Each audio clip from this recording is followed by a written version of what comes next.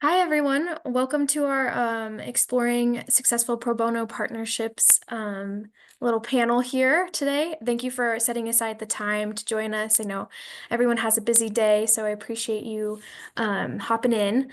Um, as people trickle in, we'll just go ahead and if you want to drop a little welcome into the chat, your introduction. If you want to share where you're located, your name, how you found us, you can go ahead and do that there. We love an active chat here. And we'll just kind of let people join and then we'll go ahead and get started. So we'll have people keep trickling in. Go ahead and put anything you want in the chat there. Just some notes of the logistics for today. So we're going to kind of get started with a little background about Taproot, and then we'll hop into the panel today. And you can see our panelists are pinned here. And we'll have some discussion about what a pro bono partnership might look like and how that's looked for these individuals here. And just some notes. We'll keep everyone muted to keep the focus on the panelists today. You're welcome to turn your video on or off, whatever is most comfortable for you. Um, we are recording today's event, so you can get a recording of that after you attend, and we'll be sharing that out afterwards along with some other resources. We Again, love an active chat, so feel free to ask questions there. Our lovely colleague Kristen Maiku from Marcom is able to kind of also be along there and answer those questions and be responsive in the chat. Keep those introductions coming, and I'll pass it to Josh to get us started with the presentation. I forgot to come off mute. All ready to go and forgot the most basic thing. Hi, everyone. I'm Josh. I'm the nonprofit success coach here at Taproot, and you all have already met Grace, who kicked us off. She's our volunteer community manager. Thank you so much for being here today. Very, very excited to talk briefly about Taproot and then jump into the session with our panelists. So we know, a lot of you might be already familiar with Taproot, or, maybe this is your first time. So I'm going to introduce our panelists, and then I'm going to introduce Taproot a little bit more as well. So here are our wonderful panelists for today. So we have Kai Williams with us. Kai has been the executive director of the International Wildlife Rehabilitation Council since 2010. And IWRC provides training and resources on wildlife rehabilitation worldwide. We also have with us today Adriana Robles, who is a people operations executive. And in this role, she oversees strategic operations and leads essential functions such as talent acquisition, employee engagement, and organizational development. Her emphasis on enhancing people operations in the HR sectors in people operations systems has resulted in significant operational improvements, cultivated a culture of continuous learning and development, and boosted employee engagement for the organizations that she has led. So Kai and Adriana worked on a project together, and they are one of our volunteer and nonprofit pairs. And then next we have Jennifer Turner Lynn, who is an assistant director for Reach of Macon County, where she has worked for more than 15 years. Reach provides intervention and prevention services to victims and survivors of domestic violence, sexual assault, and human trafficking in Barr, Western North Carolina. And Jennifer partnered with our next panelist, Anthony Diarco, who founded Design Big Dreams in 2010 with a mission to create engaging, high-performing WordPress websites while fostering long-term partnerships. Design Big Dreams goes beyond just building websites. It provides ongoing support to organizations that may not have resources for an in-house web development team, ensuring that their online presence continues to grow and thrive. So can't wait to get into the conversation with all four of our panelists. But briefly, if you are new to Taproot, maybe this is your first experience with Taproot ever, I do want to just touch on what Taproot is and who we are. So as you may know, Taproot is a nonprofit as well that exists to support our fellow nonprofits. Taproot was founded as a nonprofit in 2001 with the knowledge that there is a pretty massive resource gap present in the social sector, probably preaching to the choir a little bit there for those of you who are nonprofits. And organizations who might well have all the solutions to our world's most pressing challenges simply do not have the financial means or staff capacity all the time to carry out their missions to their fullest extent. So Taproot seeks to democratize access to resources for nonprofits, regardless of their mission area and budget size and how big they are. So that is kind of our bread and butter, what we are dedicated to. And we achieve this goal kind of through three main activities. So Taproot Plus, which is our main online platform that many of you are probably already familiar with, is where we facilitate one-on-one connections between skilled volunteers and nonprofits who are interested in teaming up with a skilled volunteer to tackle a project or a consultative session. We also have an in-house consultancy called Advisory Services. Our advisory services department partners with a lot of businesses, corporations, other foundations and institutions to bring pro bono opportunities to their employees and networks of employees and nonprofits. So they facilitate special events like scope-a-thons, pro bono marathons, and things like speed consulting. And a lot of those events are virtual, but some of them are also done in person. So just being in Taproot's network means that you could potentially be invited to one of those events as well. And then we also tackle this through field building in terms of how we achieve our mission. So we lead things like the Global Pro Bono Summit. We do a lot of partnering with institutions like think tanks to figure out the average value of pro bono service given a skill set. We also try and do a lot of knowledge sharing as well. And then for volunteers who are on the call today, essentially, skills-based volunteering is a donation of one's abilities, talents, networks, and resources to social good organizations. So this is what we mean when we talk about skills-based volunteering. Sometimes you'll just hear us call it pro bono for short. So we'll use those interchangeably sometimes.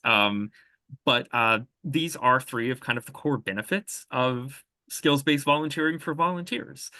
So if you're a volunteer on the line or a prospective volunteer, and you're wondering, what's the ROI? Why do volunteers give back on a pro bono basis?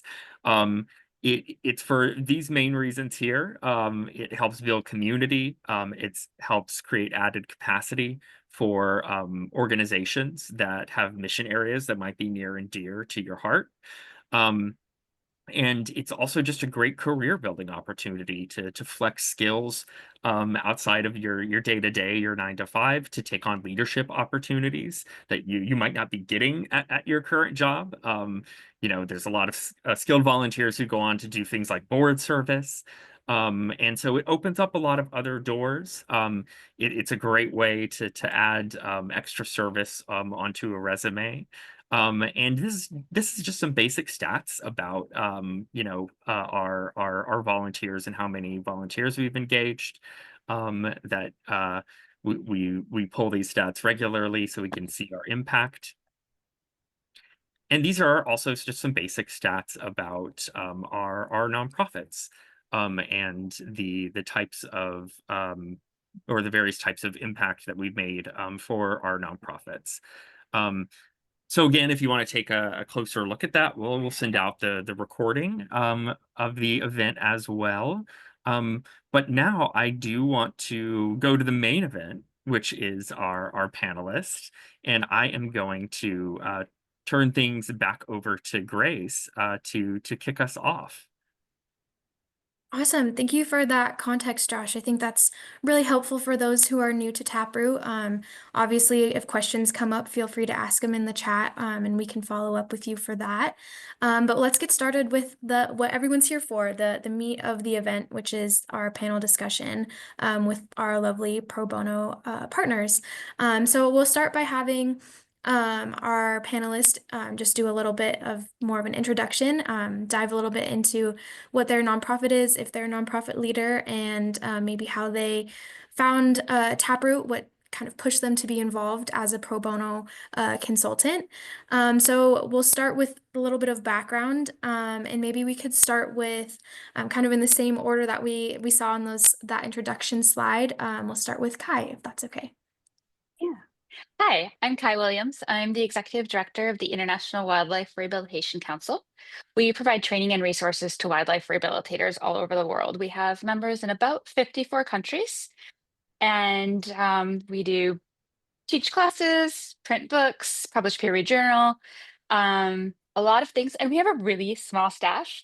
In fact, at the time we found Taproot, I think we had 2 staff members. Right now we have 5, 1 full-time staff member and 5 part-time staff members. So very small. And we do a lot.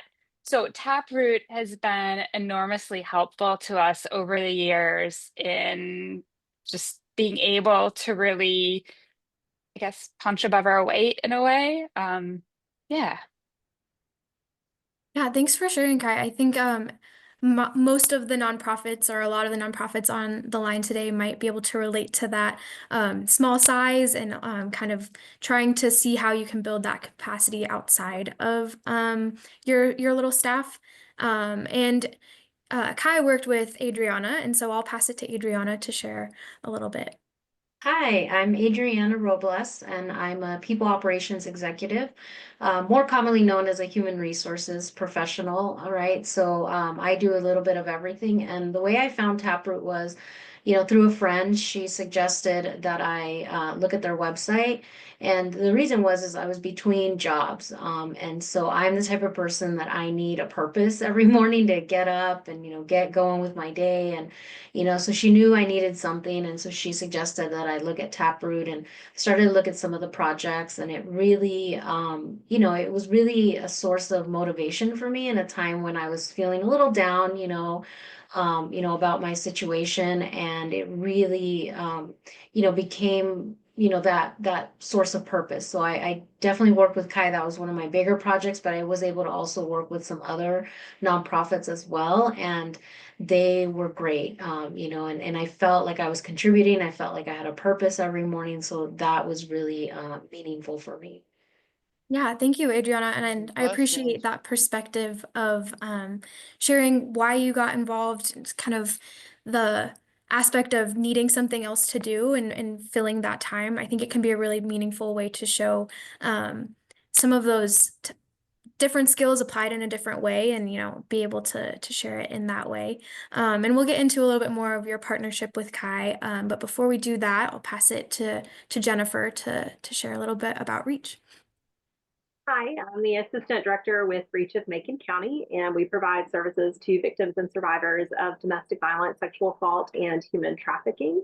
We are also a very small nonprofit. Not only are we small, but we're also located in a very rural community. And so some of the resources and assistance that we were needing really related to our website and to some tech pieces were not only difficult to find in our community, but were like way outside of our price range and capacity. And so we found Taproot basically, or I did basically through a Google search, desperation, trying to figure or find somebody that might be able to pull us out of this hole that we were in with our website. And we are very thankful to be able to find Anthony and his team. Awesome. Anthony, do you want to piggyback on that? Yeah, absolutely. And actually, it's kind of to piggyback off that exactly is We basically got introduced to Taproot. Sorry, I apologize. I'm Anthony Diarco, owner, founder of Design Big Dreams. We're a mission-driven organization that really focuses on working with small nonprofits to sort of fill staff needs around technology, in particular website technologies. Generally speaking, the vast majority of nonprofits don't have the resources to have a full-time developer on staff. And so that's really where we step in, and we really professionalize that process for small nonprofits. We got involved with Taproot basically because, we've been working with nonprofits literally my entire career, but actually finding ways to give back to the community is not as easy as you might guess. You can reach out to your local nonprofits and say, hey, your website's bad. Can I help? And that doesn't go over very well, as it turns out. It's basically a friend of mine said you should check out Taproot. And we're relatively new to Taproot, but we've done, I think, the 3 projects now through Taproot, and it's been a rewarding experience and great to make those connections.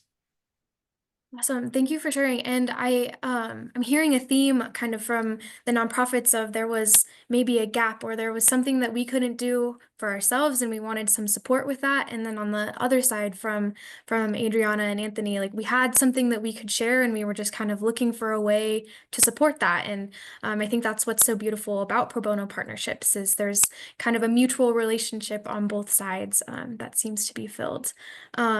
Thanks for that background. I appreciate some of that context for what brought you all together and brought you to Taproot.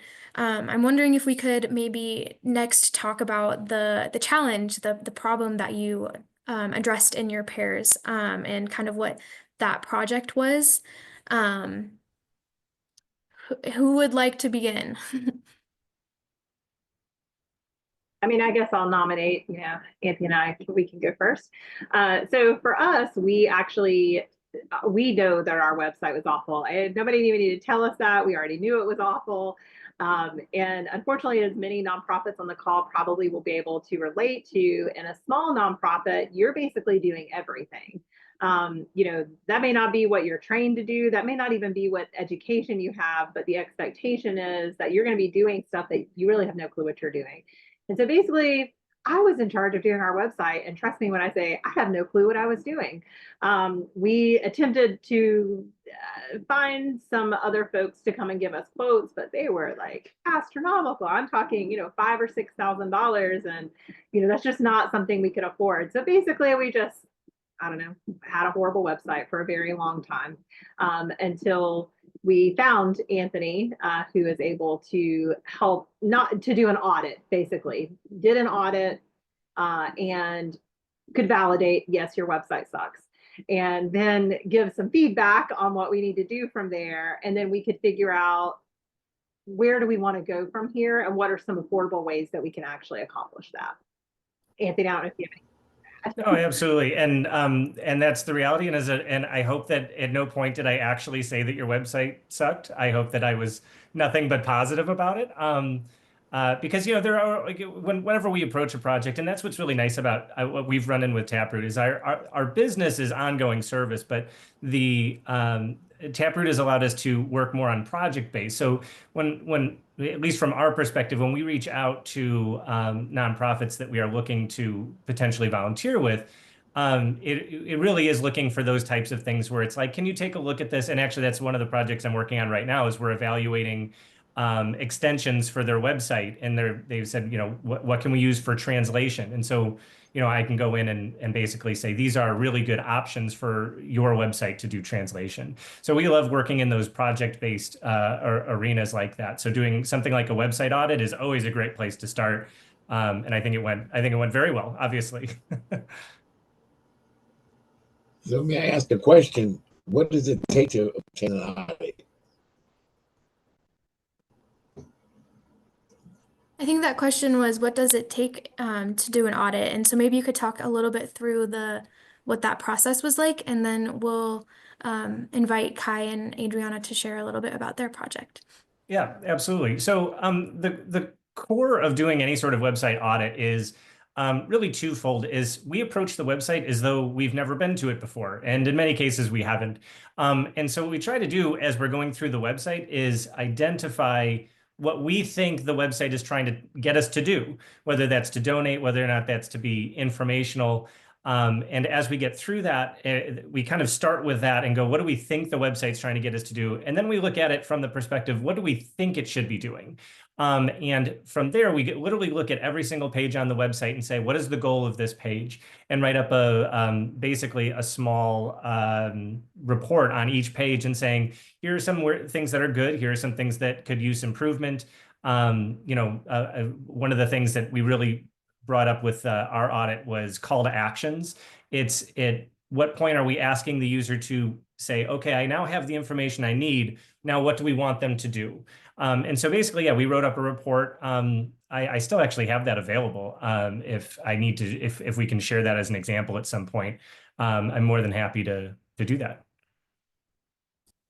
And I would say that on our end as the nonprofit, once Anthony provided that audit to us, in our case, myself, the executive director, and then one of our board members who has experience in technology and website design from like way back, I think in the day, we're able to really look at the audit and provide feedback on, yes, we agree with this, or in fact, I don't think there was anything that we disagreed with. Everything that he presented in the audit was either things that we already knew needed to be addressed or creative solutions to problems that we had, but we weren't sure how to address them. And I think it was really important and effective to have an outside person come in and look at it. And granted, I think from the nonprofit side, you probably should be ready not to take things personally. Like I said, I'm gonna be the first one to tell you, I was helping to run our website. It was awful. So I wasn't offended by those recommendations. I went into the relationship acknowledging like we got gaps here. But we need to fix them because that's what's in the best interest of our company and our clients. So I appreciate the unique perspective that he brought to the table. Yeah, and I think something that maybe is coming out from this discussion of the audit is it's helpful to have a volunteer or someone who has the expertise who can just kind of get a look into what you're doing and kind of help you figure out what's the next step. I think that's often what we hear from nonprofits is the hardest part of like, what do I just do next? And so I think one of those first things you can look at is there an opportunity for an audit? It doesn't just have to be for a website, but I think, and maybe Kai, you can speak to this, like there's an opportunity to lean into what is our gap and kind of getting that as a starting point. Yeah. And I think with that, I'll start with our project and saying, one of the scariest things sometimes in asking for help, especially something like Taproot, because you're reaching professionals through Taproot, and as Jennifer said, we're sometimes wearing a lot of hats and we're doing things that we know are not inside of our skill zone. And we don't even know what we need to be asking. And so it can be really scary. But just finding something and asking, and Taproot really has made that easy by allowing like the 1 hour discussions and all of these things is different ways to do that. But we had as our particular problem here, I knew that our compensation was not good. And I had a couple compensation reports that I was looking at and trying to analyze and compare our roles and what we are doing versus these reports. And I was really worried I was misinterpreting them and not reading them right. So I came to Taproot with, I think, honestly, it was probably a fairly general ask. And I interviewed several people. And actually, they're both on the call today. But I ended up working with 2 different people on this project. And I want to kind of talk about that a little bit. Adriana was amazing and was able to just dive deeply into the data and look through this compensation report and help us go through exactly what it was saying and what it meant and how that applied to us, and created a stellar report on that. And then one of the other people we were interviewing with, I'm going to call out Andrew Meadows. He took what Adriana created and he turned that into a compensation philosophy for us. So we didn't even know we needed this whole thing. We just knew what we had wasn't working. And it was even just through the interview process with these 2 incredible people that it became apparent, oh, we need this, but we need this first. And it was really cool. And as Andrew said there, they've never met, but they still the one part could not have been done without the other. It was incredible. Yeah, and if I could just share a little bit, about the project. So for me, it was, I love compensation. I love compensation management, and Kai says her description was general. I thought it was pretty thorough, pretty well done, because I think that's what drew me to the project. And that's one maybe advice that I would have for the nonprofits is make sure that your description of your project, tells enough to the volunteers so that they can really determine whether or not it's something that they want to, do, or if it's something that maybe they have the capacity to do. I know that was one of my big worries when I first started to look at some of the projects on Taproot. I was like, can I do this? Like, do I actually have the skills? Even though I've been doing this for 15 years, I was like, I don't know, can I really help this group? And so I think the description was really helpful to me to really understand, kind of at a high level what Kai's organization was looking for. And to really determine, is this something that I could do? And then, as Kai mentioned through the interview, I really got a better sense of what they were looking for. And I think that was really, really helpful in terms of really determining one, can I do this? And then two, how much work is this, really going to be? Because, even though people aren't paying for this service, you still want to do a good job. And I think that's the mentality that volunteers have to go into it, right? Like, you want to do the same level of work as if you were being paid for this. And so, I think that made for a really good project for both of us because that was kind of what Kai was, I'm assuming, hoping for, and that's what the expectation that I had for myself. And so I think that really helped to really fully understand what the project was about and what they were needing and looking for. Agree completely. Yeah, it was the clear communication, clear outcomes that we created together, and just a clear timeline. Yeah, communication. I think I'm gonna pop in here too, since we were starting to talk about projects and project management in particular. We brought up clear communication, obviously, but I'd be interested in hearing from I guess our nonprofits first.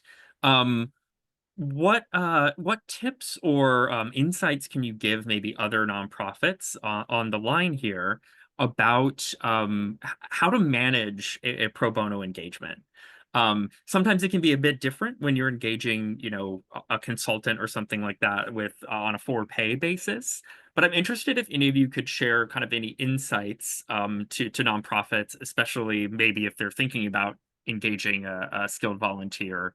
Um, did you learn any project management best practices, or what worked or what didn't?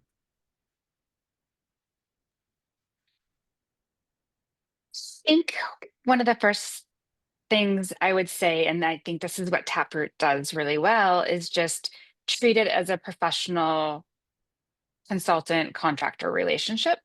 I think there can be a tendency, at least for me, as a nonprofit who's getting pro bono work, to be like, oh, I need to make this really easy on them. And you should make it easy, but not in a way that makes the project not work. So approach it the same way you would approach any professional partnership and be really clear what your expectations are, what your deliverables, what your timeline is. If you have, like if you're really flexible, you can say that in there. And somebody who has little bits of time, that would be perfect. But if you need something by a certain time, make sure you're really clear about that early on. So I think that clarity in approaching it from that very professional, the same way you'd approach something if you're paying somebody to do it, is really a good idea. Yeah. And Kai, I like talking about that providing that clarity up front.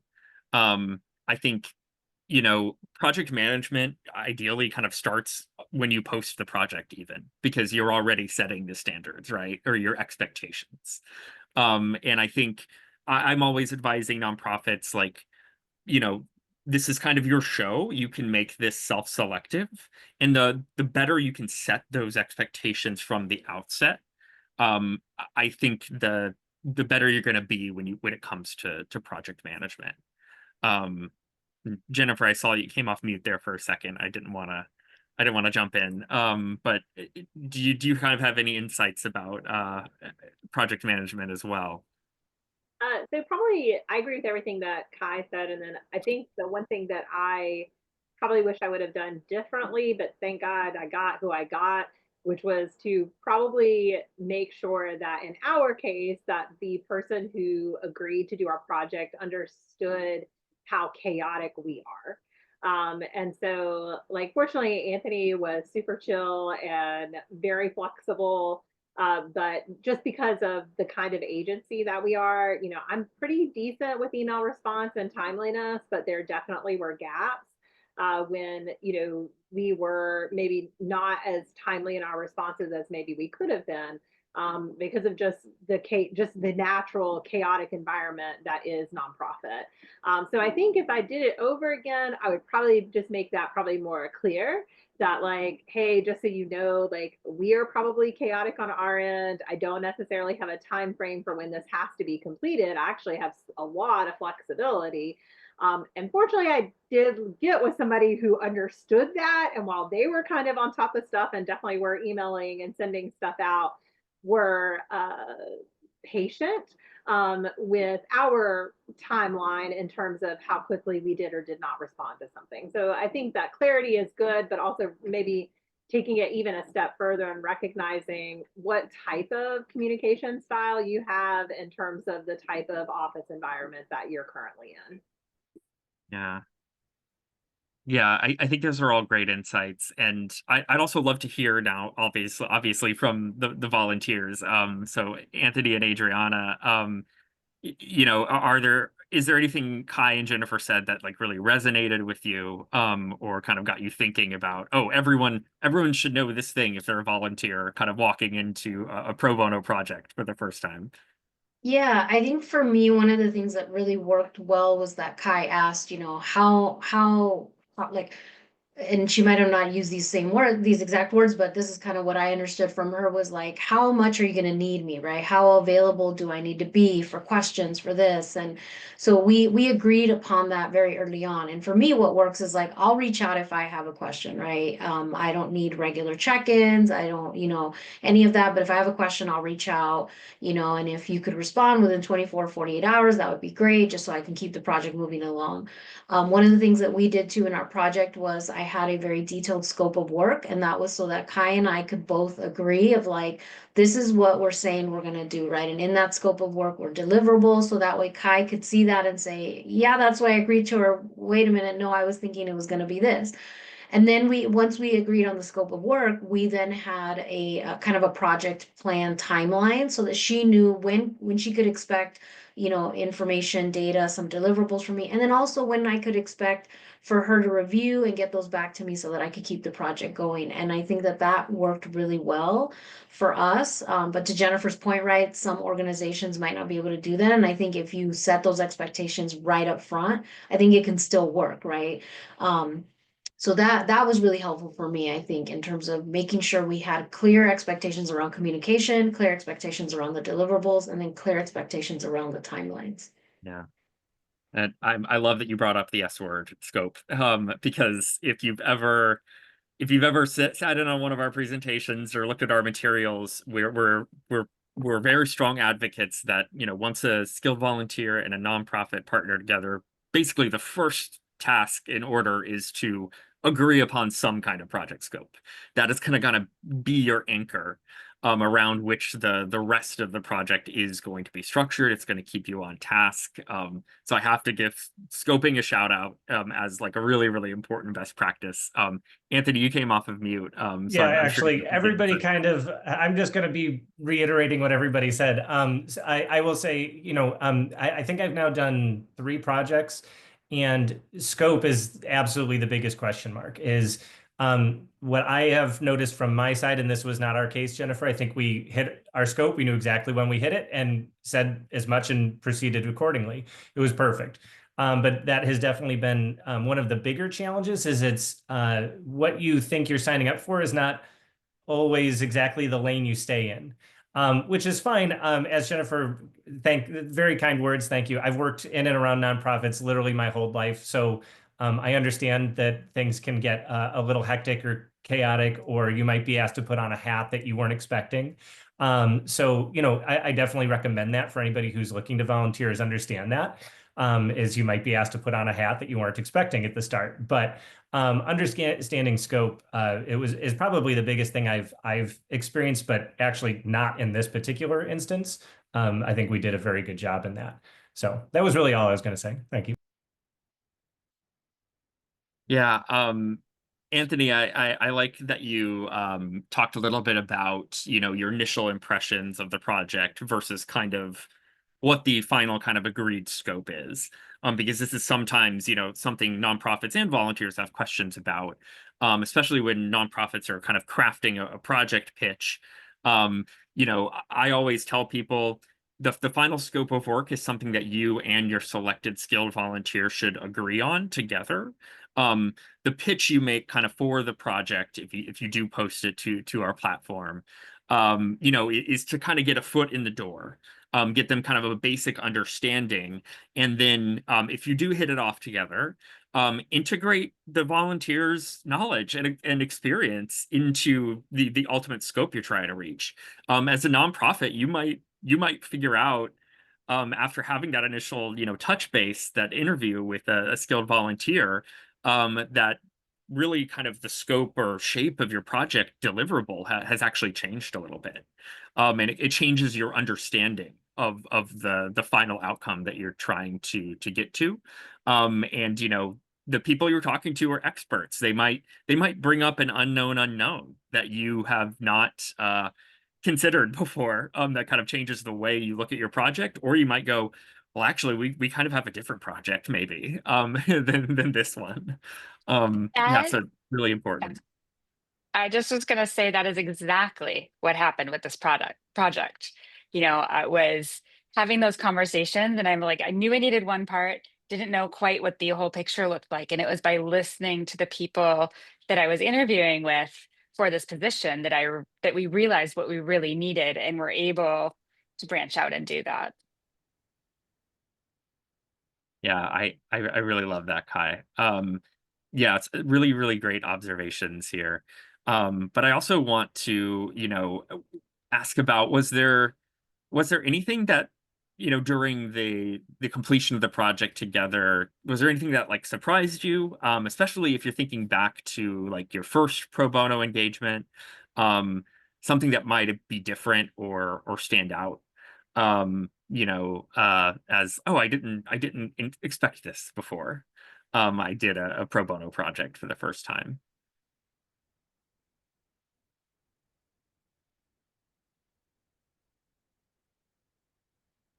I know this one's kind of can be tricky. Jennifer. That I would say that I did not necessarily anticipate that we would be able to carry our partnership beyond the scope of the Taproot project. So, Anthony and his team obviously completed an audit, and we did a lot of work through that process. But then he was also able to offer us something beyond that that's long term. And because we had a really positive experience and they were very thorough, we were at, and it was something that we could afford. Something that we were able to really tap into, no pun intended, with Anthony's team, and continue a long-term partnership was probably not something that I anticipated going into the project. And Yeah. from our perspective, that's not like I said, I've been in this world for a little while, so I don't want to say that that's necessarily something that was unexpected, but it's also something we don't expect, if that makes sense. Like when we volunteer, we're expecting it to be a volunteer engagement, but I think our situation was actually a little unique in that, right? We kind of got to the end of the audit, and the question really was, so now what do we do? And I was like, well, there's all sorts of avenues in which you can go to actually implement these, and kind of walked through those. And so I think that that's ultimately how that went. And I do want to stress that, at least for the people who are volunteering, is you don't know where these are going to lead. And so if you are thinking about volunteering and you aren't going to be giving it your professional best. You probably shouldn't. You know what I mean? This is the reality is you can get to that end line and ultimately see this turn into something totally different than where you started. I think I will add one other thing. I did see in the chat that somebody had posted about in-kind like in-kind matches, and it's so funny because like I deal with grants all the time, and we have a lot of grants that require matches. I'm not quite sure why I didn't think at the beginning of this, oh yes, I can use this as an in-kind match for my grants and my funders. But just for nonprofits out there who maybe have not thought all the way through that, like actually, yes, if you're working with somebody, you can use this as an in-kind match for your grantors and your funders. And for those of you who have to use matches, you know how hard it is to come up with that money. And so this was also a great way for us to utilize his time, basically, as a match for some of our funding sources as well. Yeah, and I know, we're talking a little bit about impact there. So I think Grace, you have some questions about impact and implementation that we want to dive into as well. Yeah, I mean, I think what we're starting to get at is kind of this point of what comes next. Like you've worked on a project, and what do you do to implement that, or how do you know that it has been implemented from a volunteer side? So, I was wondering maybe, and I don't know if we want to start with Kai and Adriana, but what is the long-term impact that was kind of realized from the project, and then maybe from the volunteer side, what was something you were able to learn from that? What was the impact of the experience for you? Yeah, let me know if I don't get to any of the points because that is a huge thing. And so first I would say is partway into the project, we had two staff give notices. One case just like had another opportunity that was amazing. Her kids were older, she could go back into direct veterinary work. The other one, just again, another just great opportunity and just more of a good fit for her. So we needed to put out two new positions at the time, and because we had the compensation analysis, and because we were in the process of doing our compensation philosophy, we were able to set reasonable levels on these jobs for salaries coming in.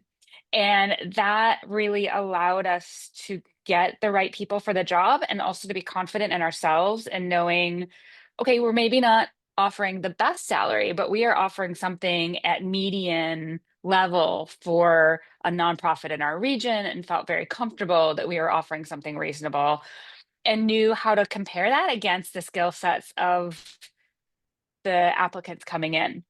So we were able to just immediately use that.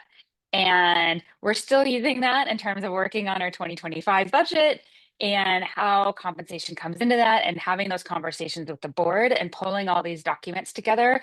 And I'm still like on a monthly basis, at least, putting these in front of the board and saying, here, this is the tools we have to make these decisions. So it's ongoing too. We have a third step to the project that we really want to work on in terms of review and how that ties in with compensation.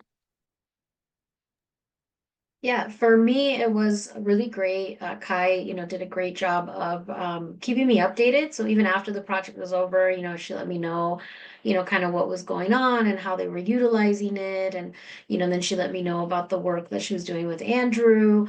So that was really nice, I think, from a volunteer side, is to know, like, all the hard work you put into this project is still continuing to pay off, right? It's still continuing to be utilized, and there's value in it. So I think that's really important for the nonprofits to keep in mind, right? That, and maybe not everyone, wants to know or be looped in, but I think for me that was really important, to know that my work was still continuing to be meaningful and impactful for the organization that I provided it for.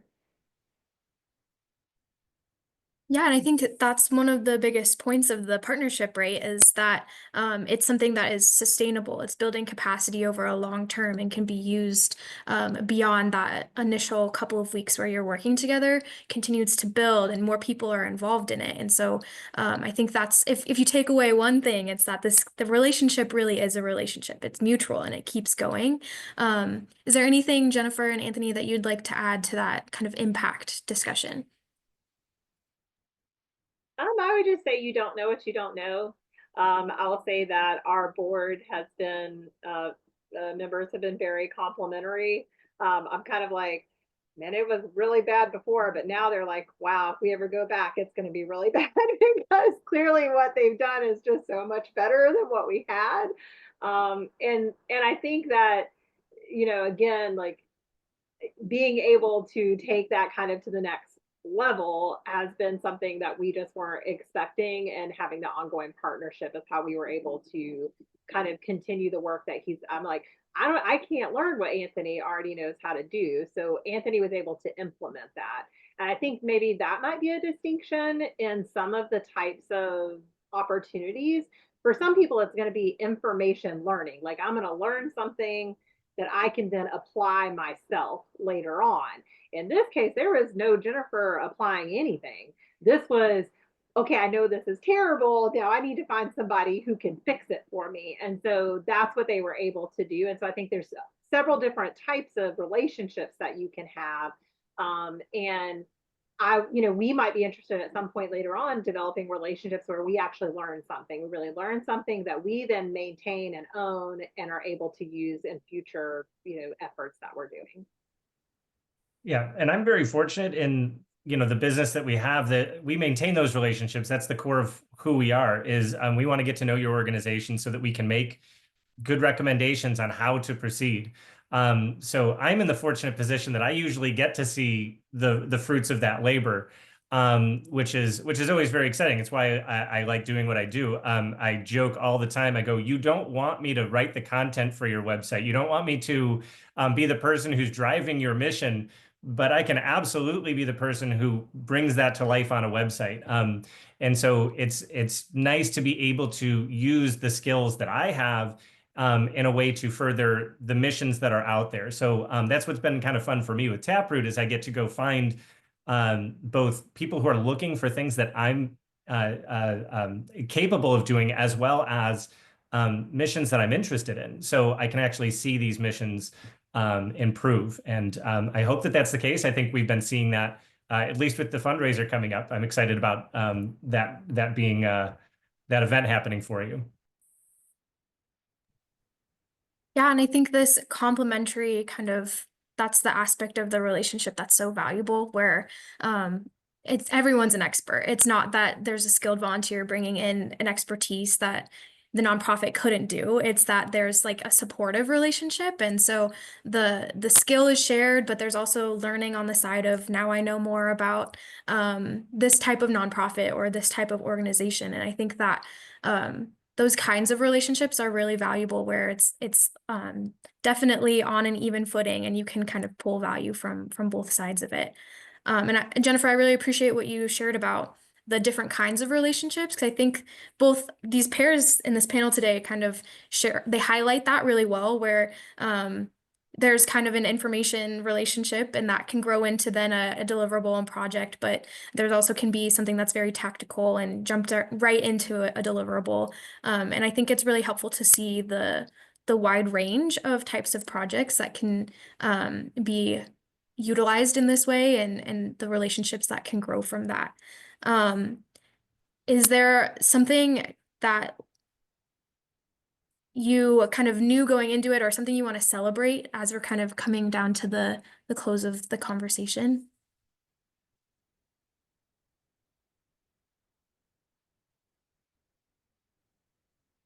Any highlights or takeaways from your partnership? Yeah, Kai, go ahead.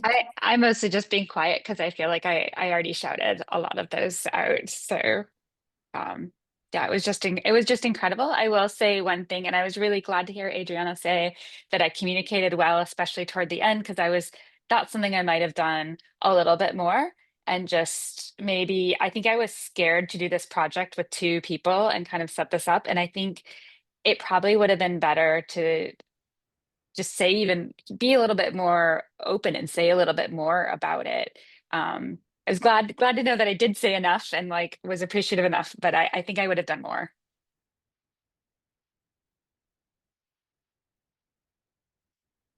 I mean, I guess I would just echo a lot of what we've already said, which is that in terms of like a shout out, like we are super happy with our end product. We are very pleased with our ongoing partnership. We certainly, as a nonprofit, got a lot out of this relationship. And I think that there is a much larger benefit, like in our case, obviously to clients who look at our website and find it more manageable to be able to get the information that they need, that can be life-saving for them in terms of safety and resources.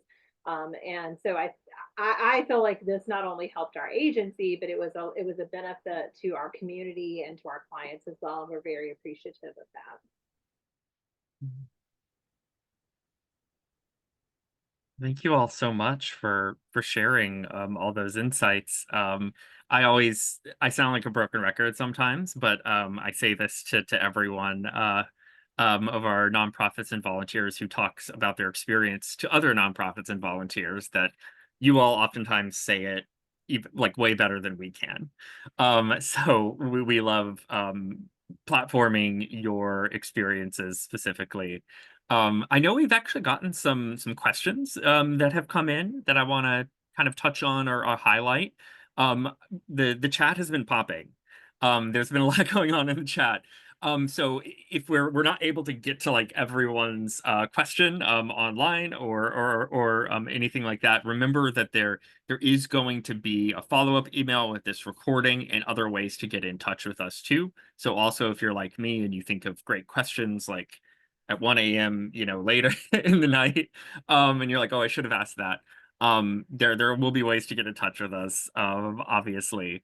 I guess a good first question, which as a Taproot representative can address a little bit, and then I'll open it up to see if any of the panelists have any extra insights, is we had someone ask, is there a risk or is there risk exposure of incorporating volunteers into the organization? And my take there is there's a lot of tools and resources you can use to structure the relationship, to make sure expectations are clear, not just about the scope that you're working towards, but things like information security, and what is happening to your data in certain instances. So one of the ways you could do that, obviously, is making sure that expectations are clear up front. But along with creating a finished scope of work, we also recommend, having the volunteer, the nonprofit, create some kind of volunteer agreement or memorandum of understanding. Oftentimes you'll find that volunteers, especially consultants who do freelance work, have these types of tools already, like boilerplate language you can use. It is also completely reasonable, if you are a nonprofit, to have your selected volunteer sign a non-disclosure or confidentiality agreement if they're going to be working with very, very sensitive data, especially when it comes to data about program beneficiaries and then people who are in your network. Sometimes people ask, they're like, can I do that, in a pro bono or skilled volunteer engagement? Yes, definitely. As Kai called out, the best way to think about these is treat them like they were a for pay opportunity. And having those kind of signed points of documentation can be very, very important in mitigating any risk of bringing anyone from the outside into the organization. So I'm not sure if any of the nonprofits or volunteer panelists have kind of any extra insights there that they want to give, but that's kind of our take from Taproot in kind of answering that question. Another question for volunteers that we got, which is probably, I think, from another volunteer, is Is there a way, the best way to set boundaries, when you are engaging with nonprofits? And how do you clarify that, and how do you have that conversation? Yeah, I mean, I think I can share a little bit. This wasn't with Kai necessarily. I did a couple other projects through Taproot. And I think it goes back to that scope of work, right? It's like coming to an agreement before you start any work or any project or anything, like what really are you needing and asking me to do? Because that's really where the commitment starts, right? If they're wanting a lot more than what they put maybe in their description or maybe what you talked about in the interview, then at that point is where maybe you make the decision, maybe this isn't the right project for me. So I would really recommend, and it doesn't have to be super involved. It could be a very simple scope of work, but that would be my recommendation is really get that down, really get that, nailed down. And then from there, that's where you engage in the actual work. I think people sometimes miss that step thinking like, oh, it'll be fine. I'll do what I need to do. And then, maybe the nonprofit feels like disappointed because they didn't get what they wanted or they didn't get what they thought they were going to get. So I think that's a really important key starting point for volunteers. Yeah. I totally agree. Again, not this volunteer opportunity. One that I actually am still helping with, has had that happen a couple times where this is what I need. We go and do that. And it's like, oh, by the way, can you do this as well? And it's like, well, actually, I can't right now. And so you just have to be, and again, kind of a pretty, I don't want to say hard line, because obviously, sometimes you're going to make exceptions, but to be aware of what you can and can't do, and having that in the scope is really essential to really being able to keep it in the lane that it needs to be in. As a volunteer, and I'm sure Adriana can express this as well, we are very, very happy to help. But there are sometimes this is not something I can help with at this point in time. My business is very seasonally driven. And so, during those times, it's no, I can't take on a big project. So I just on chat, someone said scope creep. Absolutely. That doesn't just happen in the nonprofit world either. I mean, that's my for-profit clients are absolutely do the same thing. So, being prepared for that is definitely a valuable skill to have, is to say, hey, this is what we talked about. We can talk about creating a new project that encompasses this, but unfortunately, I can't make that a part of, this engagement. Yeah. Yeah, and I love Brandon in the chat here put in scope creep. I was literally just about to pop in with talking about scope creep, when you're kind of tacking on deliverable after deliverable, and then all of a sudden it's just like, when does this project even end? I would say when pro bono engagements do derail, usually it has to do with scope creep and lack of clear communication guidelines. And I think those things are kind of related to each other a little bit. In going out of your way to establish clear communication guidelines and what the scope of work is. We actually do, if you create a Taproot Plus account and go to your dashboard on the right-hand side of the page under the resources section, and I think it's also available on the foundation main page, we do have a kind of basic boilerplate scoping document that is just there to kind of structure your thoughts if you want to get started in looking on that. So we do have that as a resource as well.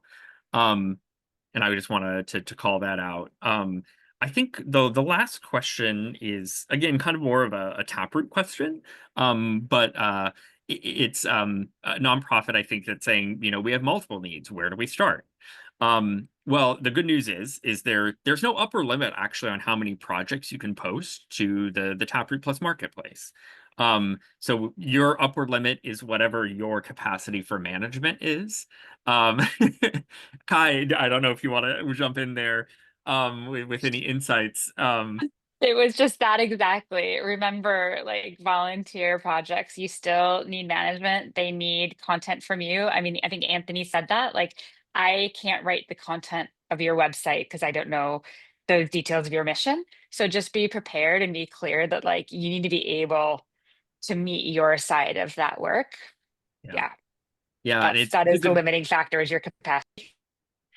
Yeah, it's a really, really good call out. To also, remind everyone that pro bono projects, skilled volunteer engagements, oftentimes take place on a more extended timeline.